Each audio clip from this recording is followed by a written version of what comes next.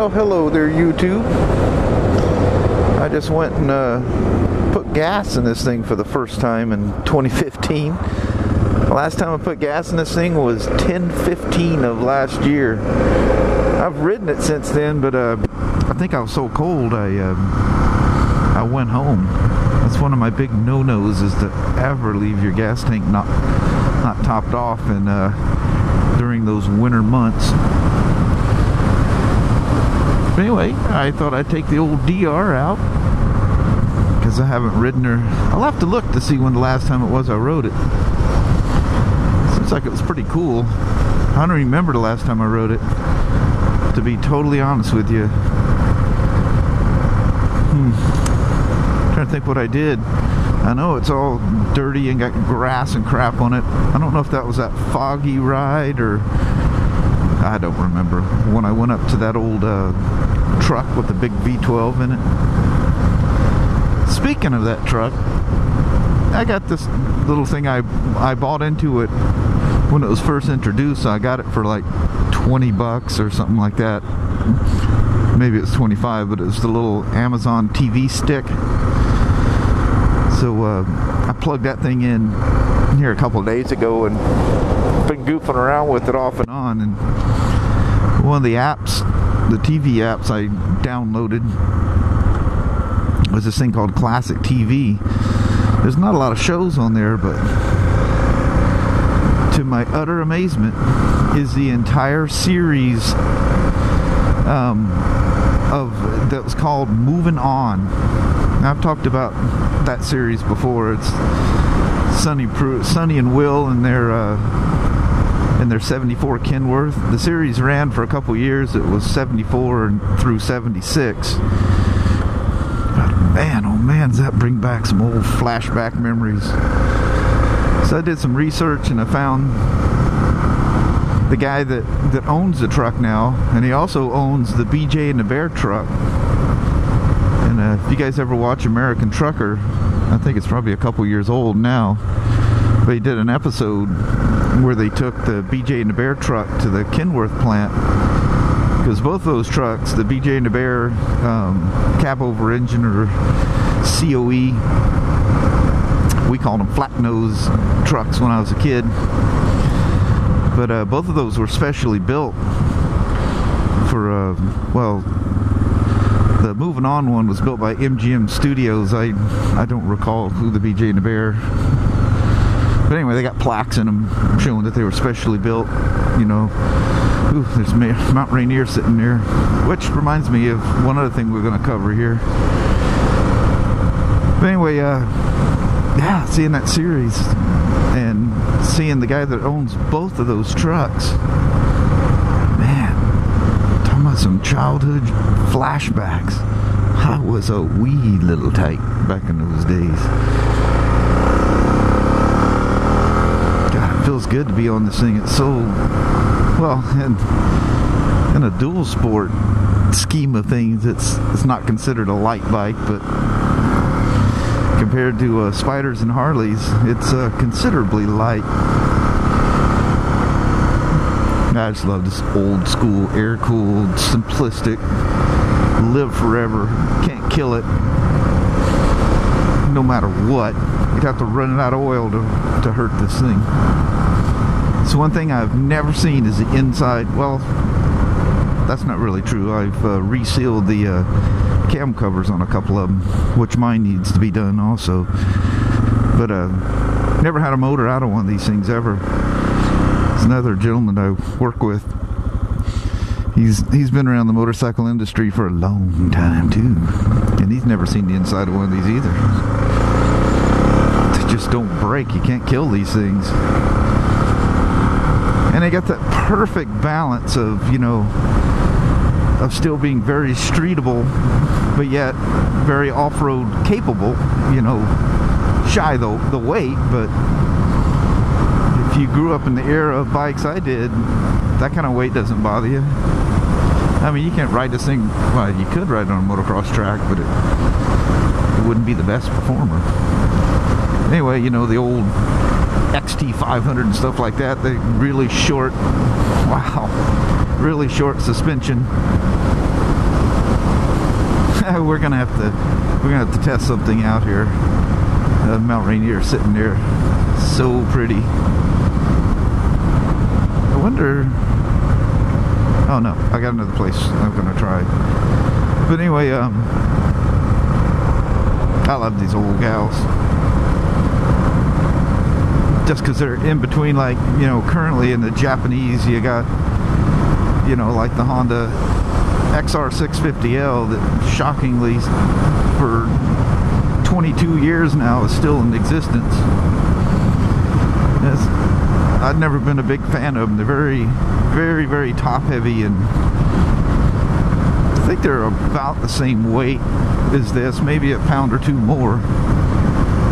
But they're kind of prone to burning down going down the freeway, and you have to be careful with those Hondas. You have to be pretty religious changing oil and stuff. Good reliable motor, but in their stock form, they're you know, being carbureted and stuff, the only way you can meet emissions is to lean it out. But with a decent slip-on muffler and a jet kit, which now makes it technically not road legal, it fattens them up to a reliable state, and you can bomb down the freeway. Just don't ever take the fins off the tank that directs air down to the top of the cylinder head. And I wouldn't recommend, you know, you can drive this thing 80 miles an hour down the freeway all day long and never hurt anything. You do that with that Honda, you're risking it. Don't know why. And don't get me wrong, I'm the biggest Honda fan ever. They are stone reliable, but that's just one of those old bikes that maybe shouldn't be anymore. I don't know if I can pull into this guy's lot, but no trespassing. Oh, shit. Posted on the stump. Just pull over. There's a spot over here.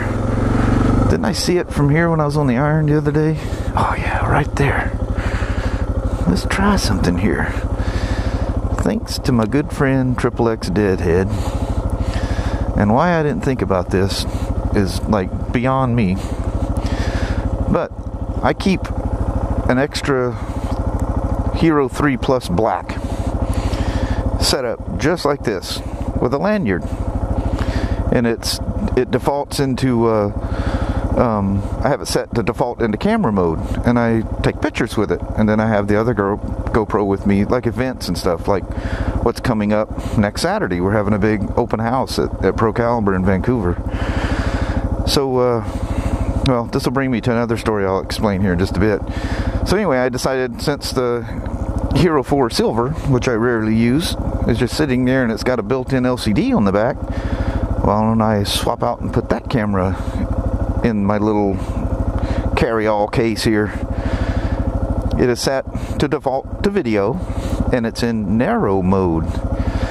So right to the right of the roof, and about the same level as that barn sitting there across the street, is Mount St. Helens, sitting there just happy as you please. And to me, let's see if I can put this in a scale, because to me it's about that wide. So we get it where the camera is. It's about that wide to me. If you see it at all, it's just a speck. So let's try a Hero 4 Silver in narrow mode, 1080p, 30 frames a second, with this little LCD on the back. And let's see, and I have it in spot meter mode too, so hopefully that'll help. So, as far as I can tell, looking at samples, in narrow mode, a GoPro pretty much shows about the same point of view that we see with our naked eye. So, this is a handheld shot staring at Mount St. Helens right over there. So, there she is. That's what I've been trying to show you. So, that was a quick little blip there. Stick her back in my pocket. But yeah, XXX Deadhead goes, why don't you just take one of your extra GoPros and put on there? And I'm like, oh my God, can I be that brain dead to not think of that? You know, I carry a little handy cam, but I got to be wearing my like one of my TPG coats for the big pockets. This one's got big pockets on it, but for the reason why I go a size larger on those big coats is I usually wear them in the winter, but this one I can wear in the summer. I just wish it vented as well as the first gear coats. That's a shame that tree's gone. It was actually 3 of, oh man, can you smell the cedar coming off of that? Whoa. But the this one doesn't vent as well. It's got arm vents and has it got chest? I think it's just the arm vents. I don't know. This coat's like 14 years old. This is before all the good venting technology came about. So since we did that with Mount St. Helens in the background, and let's not get too far off here. I want to thank XXX Deadhead for coming up with that idea, because I can keep it waterproof and rugged and whatnot, and just keep this camera going for audio and use that one for the video. So I can, when I can, I'll pull over and take shots of what I'm pointing at. And because the GoPro is so small, I could just stuff it in any pocket. I don't have to be wearing any special jacket or anything. That's a perfect view, but I think there's a dog that'll come out here. Let's see if I get another one. Mount Rainier is sitting right there across that valley. If anybody would be offended if I stopped in front of their house. This might be a little turnout right here. It is a turnout, and there's a dirt road there, but hell, we're going to stop across from one of those houses to get a good view of it here. These, you know, there's no trespassing here. Not on this. Let's just drive up here. I've never gone out here to see what's here. It might be a a driveway with a killer dog, or I could find a nice open spot looking across the valley. Oh, that's perfect. The problem with that is I've tucked in behind a mountain, and I can't, in the foreground, a mountain, and I can't see Mount Rainier anymore. I don't want to make this a long video about nothing. I guess it is about something. So it made it up to 55 degrees before I took off, and it's I think it's just after noon. This is a little slow to get kicked off this morning like it was last weekend. So, you know, each weekend, the last couple weekends and during the week when I go on test rides and stuff like that, you guys are probably going, what's going on in the Northwest? Why is he getting all this weather? I have no idea either. And one of the odd things is I actually had to mow my lawn. That's the first time as long as I can remember that I've ever mowed my lawn in February. Let's see, at the risk of getting a barking dog at me, I want to pull over right here. See if we can get a shot past this birdhouse that's going on here. Let's take a quick... Can't find my cord. Alright, gloves. I'm grabbing everywhere. Where are you? I see it. It's part of it. We got it. We have to do something a little different with that, huh? Oh, cool. And I left the camera on. You guys probably see me do that and are laughing at me right now, aren't you? Alright. So looking across that valley, wow, that's still a lot narrower than I thought it would be. And it looks a little blown out. Let me just step off here for a second. Whoa. Hand off the throttle. Make sure my side stand wasn't sitting in a dirt thing there. See if we can get this tree out of the way. Try to get a little more light in the camera. So with my polarized glasses and not having my reading glasses on, I don't know if you can see that or not. There's a couple of horses down in that field right there, goofing around. They're being silly. In the distance, right about there, I can see a turn in the Cowlitz River. That's where we flew the plane. We come around that turn. But this is looking out over the Cowlitz Prairie area where I live. So hopefully that comes out. And I'm going to stop you. I do have this thing set because when I run it on my with my Cena set up is where I'd normally keep the 4 with the Cena attached to the back. I've got it set so the screen times out fairly quickly, so it's not running in the background and sucking the already weak battery that the 4 has. Cool, now I can't get it in my pocket. Got her in.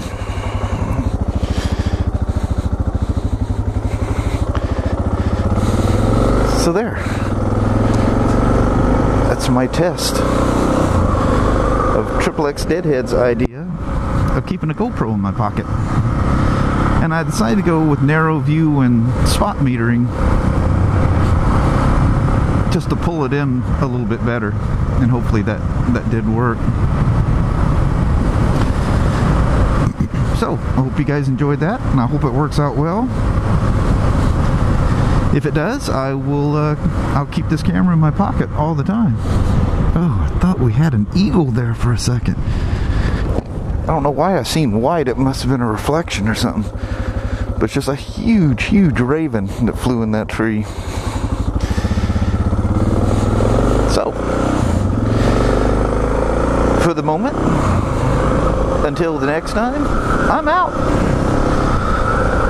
Talk to you guys later now. Bye-bye.